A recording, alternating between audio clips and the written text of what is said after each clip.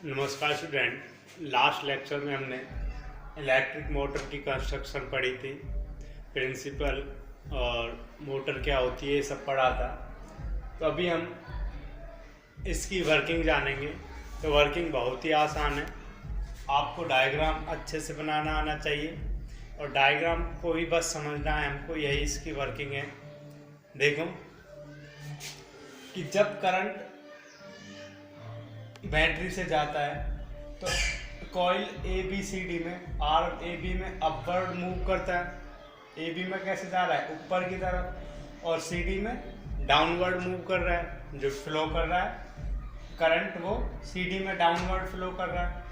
अब जो magnetic lines of force होंगी उनकी डायरेक्शन क्या होगी, इस तरह से जो मैग्नेटिक लाइंस है वो मैग्नेटिक फील्ड की डायरेक्शन ये होगी, मैग्नेटिक फील्ड की डायरेक्शन ये होगी।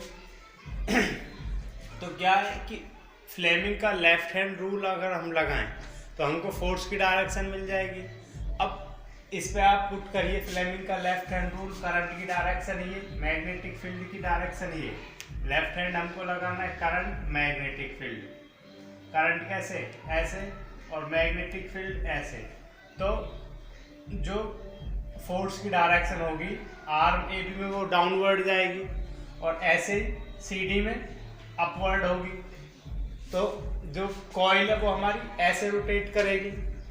अब ऐसे रोटेट करेगी तो क्या होगा कि जो ये कॉइल है वो हमको ऐसे दिखेगी।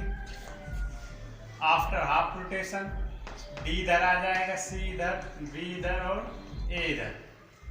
अब क्या होगा कि जैसे ही हाफ रोटेशन होगा, हाफ रोटेशन के बाद जो हमारी स्प्लिट रिंग है वो क्या एक कम्यूटेटर की तरह काम करेंगी। कम्यूटेटर का मतलब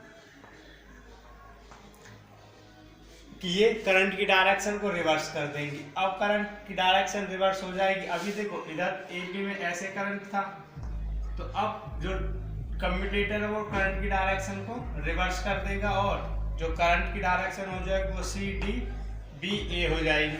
तो ये प्रोसेस लगातार चलती रहेगी और यही हमारे एक्सल को क्या है रोटेट कर देगी। यही हमारी मोटर की वर्किंग है। मान लेते हैं कि ये अगर हम आप इसको मैच करो, ये ए इधर बी सी डी, तो ये डाउनवर्ड जाएगी तो ऐसे मूव करेगी कॉइल, तो इधर क्या जाएगा डी सी बी ए। तो करंट की डायरेक्शन अब इस आर्म में भी ए बी में अपवर्ड थी, तो इधर क्या होगा कि जैसे ही ये हाफ रोटेशन होगा जो स्प्लिट रिंग है वो करंट की डायरेक्शन को रिवर्स कर देंगी और फिर दोबारा से जो अभी ए बी डाउनवर्ड मूव कर रहा था अब वो कैसे मूव करेगा, अपवर्ड। तो ये प्रोसेस लगातार चलती रहती है और हमारा एक्सल मूव करता रहता है और जो हमारा वर्क है वो डन होता रहता है। तो लिखते हैं क्या है,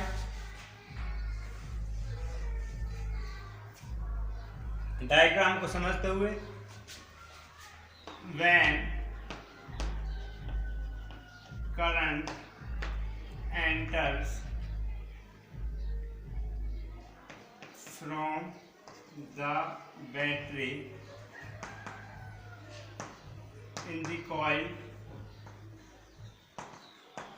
A B C D।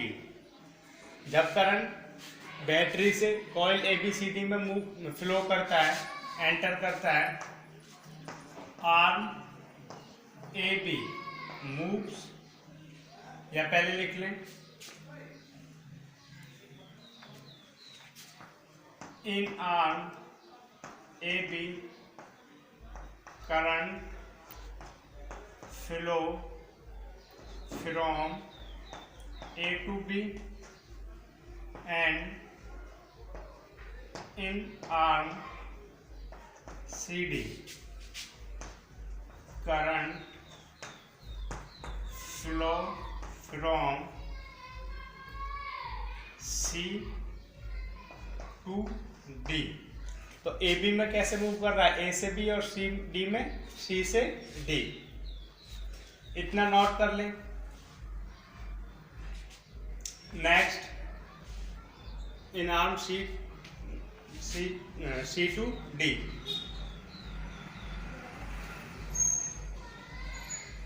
Using Fleming's left hand rule. Using Fleming left hand rule,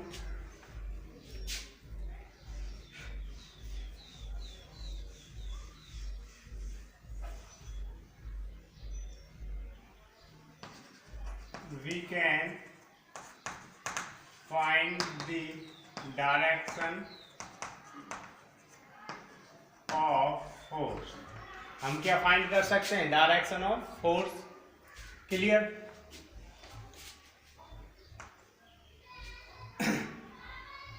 arm AB moves downward and arm CD moves upward. तो फ्लेमिंग का लेफ्ट हैंड रूल यूज करें तो जो आर्म ए बी है वो नीचे की तरफ जाएगी ऐसे, और जो सी डी है वो ऊपर की तरफ आएगी. Now brush B2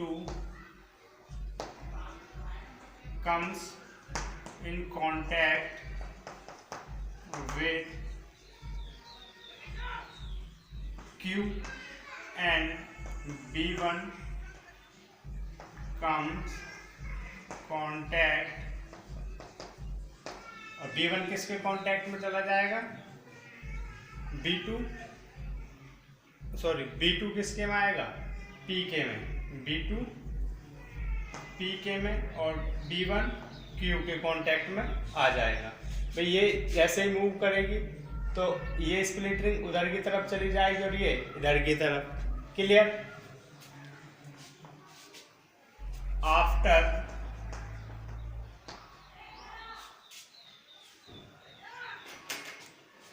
come in contact with in Q. Now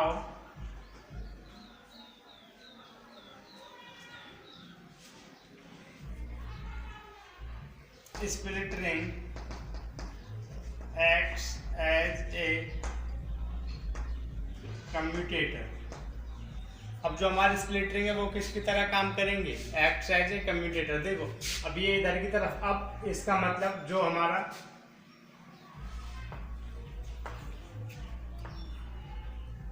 D है वो इधर आ गया, बी इधर, सी इधर, बी इधर और ए इधर. अभी ए में ऊपर की तरफ करंट था तो क्या होगा? जो स्प्लिट रिंग है वो क्या करेगी? Reverse the direction of current. तो क्या होगा? Now split ring acts as a commutator and reverse the direction of current. और क्या करेंगी? करंट की डायरेक्शन को बदलेंगी. तो ऐसे में हाफ रोटेशन हो जाएगा हमारा. आगे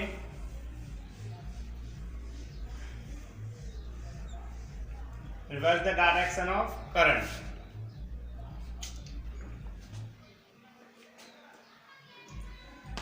नाउ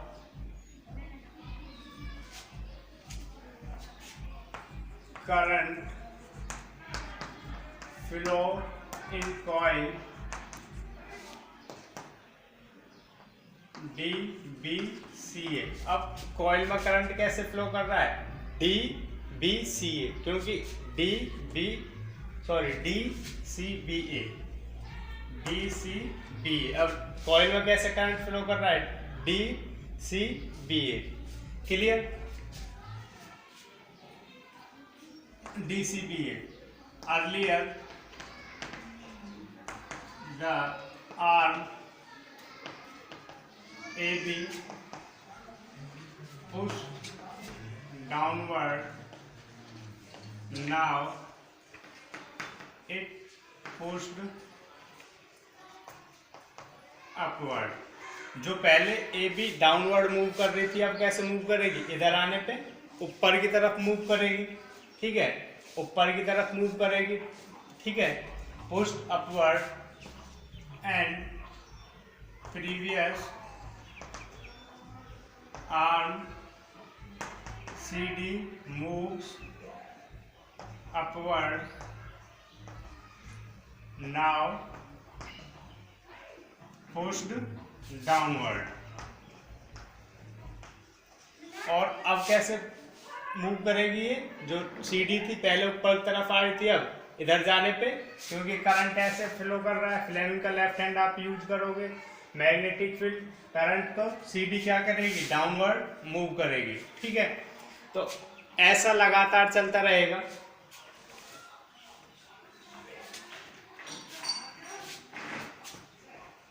दिस प्रोसेस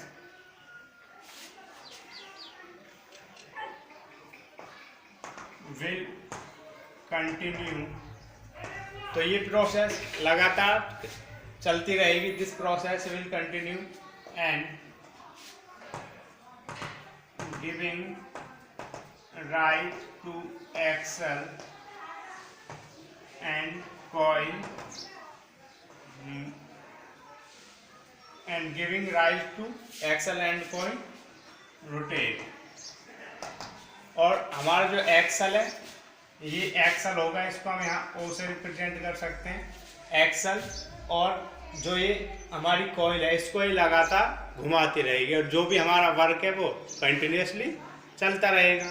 आपने देखा है कि जो हमारी मोटर है, देखा होगा 12 वगैरह पे भी, या फिर फैन वगैरह हैं जो वो लगातार घूमते रहते हैं, तो यही सब होता है। और वो क्या है, लगातार जो हमारा एक्सल है वो घूमता रहता है और जो हमारा वर्क है वो डन होता रहता है। ठीक है, तो ये है इलेक्ट्रिक मोटर की वर्किंग, बहुत ही आसान है। आपको कम से कम 2 बार इसको समझना है और लिख के देखना है। आप बहुत आसान है, एक बार समझ लोगे अच्छे से तो अपने वर्ड्स में लिख दो, कोई दिक्कत नहीं है। बस उसका मीन सही निकलना चाहिए, इसको अच्छे से प्रैक्टिस करना है। बहुत इम्पोर्टेंट है इलेक्ट्रिक मोटर, हर बार पूछा ही जाता है, या तो इलेक्ट्रिक मोटर या जनरेटर। इसका हर एक पार्ट इम्पोर्टेंट है, हर एक पार्ट्स अपना एक मार्क्स रखता है। ठीक है, तो इसको अच्छे से समझना है, पढ़ना है, प्रॉब्लम हो तो कमेंट करना है। और एक और कि आप जो ये चैनल है मेरा, इसको सब्सक्राइब कर लो, क्योंकि जो भी वीडियो मैं अपलोड करूँगा वो आपको अपलोड होने के तुरंत बाद सबसे पहले आपके पास ही जाएगी। इसलिए जो चैनल है उसको सब्सक्राइब कर लें और जो बेल आइकन है उसको भी दबा लें, ताकि जो भी मैं वीडियो अपलोड करूं वो सब आपके पास तुरंत पहुंच जाए। तो इसलिए सभी से स्टूडेंट से मैं कहता हूं, please like and subscribe the channel. आज के लिए इतना ही, थैंक यू।